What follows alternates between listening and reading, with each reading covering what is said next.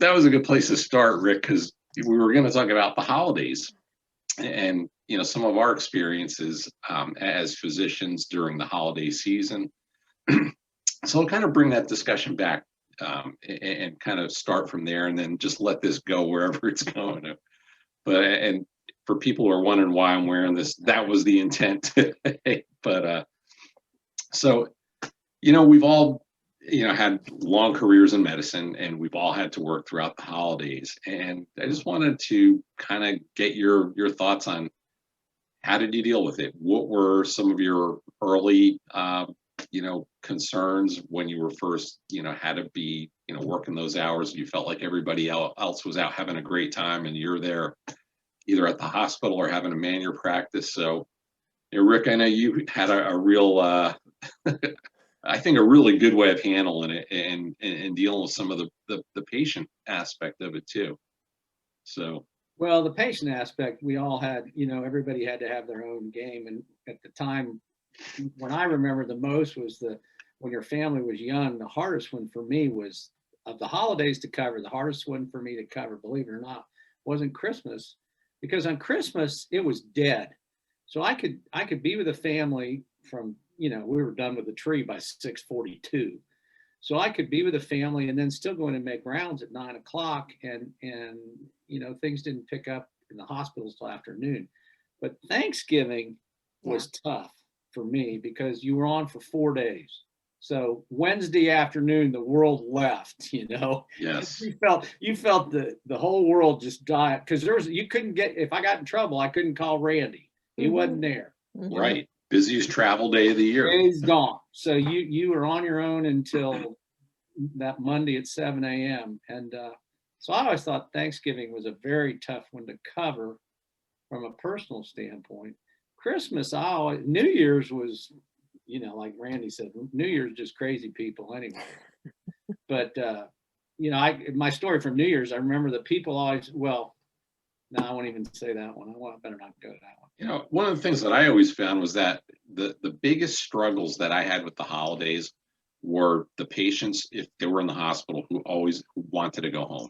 Yeah. That was their goal. They could have been deathly ill 2 days prior, and all they're doing is pushing to go home, whether it was Christmas, Thanksgiving, Easter. Those are the three big ones. And that certainly added some of the stress. It wasn't the fact that I had to be there. I mean, I never really minded, because you work around it. It didn't particularly bother me. Like you said, the hospitals were pretty quiet in general over the holidays, but it was everything leading up to it, and trying to keep those patients mentally in a good place. Obviously, the really, really sick ones, they're kind of out of it, or they don't care they don't know what day it is.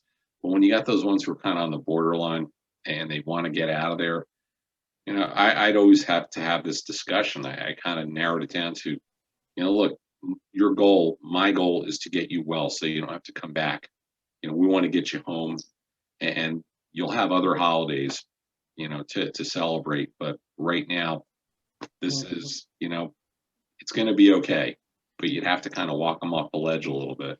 You guys ever experienced similar stuff? I'm sure you did.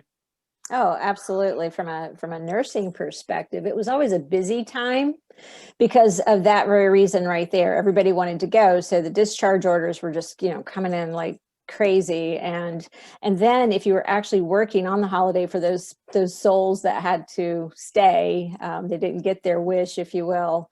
It was making sure that you got the things you had to do, the to-do list done, so that you could spend extra time with them. Just talking, just being with, we've interviewed on Randy's podcast a lovely physician, Dr. Dale Waxman. He gave us one of his prescriptions for success was, don't just do something, stand there. And I think that's a very profound statement, especially in this context. And it's something that I learned the value being a young nurse at the bedside during these times. It was extremely important to not be doing something to them or around them or about them. It was more so they wanted to be with family and they couldn't be with family. So now you're the surrogate family. So sit still. be with them. If they want to play Uno for a while, okay, get your med pass done so you can sit down and play a hand of Uno with them for a little bit. That was the lesson that I learned during the holidays, You know who's especially during Thanksgiving. That was a big one, Rick. And I Yeah. remember some of the nicest people when you had to do that were the support staff, at least where I worked. So the cleaning lady would come in. And she might hand out cards, or I mean, we had it was a Catholic hospital, and so it was a little different, maybe like Mount Carmel in Columbus or something. Yeah. At that time, it was the sisters would come around and stuff. And I was Presbyterian, but I loved the sisters to death because they, you know, they were wonderful people.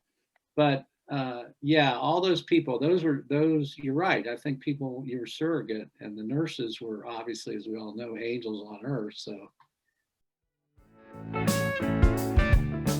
Thank you so much for joining us for the discussion today.